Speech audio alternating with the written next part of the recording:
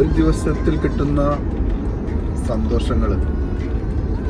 സന്തോഷങ്ങളും ദുഃഖങ്ങളും നൈമിഷികമാണ്.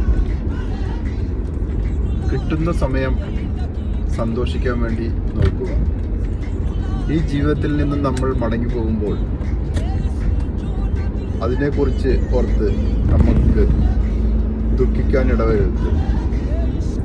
ഈ ഒരു ജീവിതത്തിൽ ചെറിയ ചെറിയ ദുഃഖങ്ങളും ചെറിയ ചെറിയ സന്തോഷങ്ങളുമായി നമ്മൾ മുന്നോട്ട് പോകേണ്ടതുണ്ട്.